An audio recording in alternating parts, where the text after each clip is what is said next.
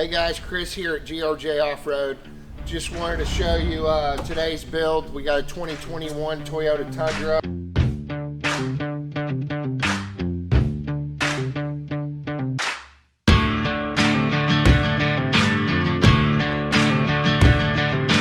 Today we did a 3-2 lift on this truck, so we did a 3-inch lift on the front and a 2-inch lift on the rear. We did the 20-inch, 20 by 10 fuel vapor wheels, Nitto tires, did the ridge grapplers on this truck. They work really good on these big trucks. We left 3-inch front, 2-inch rear.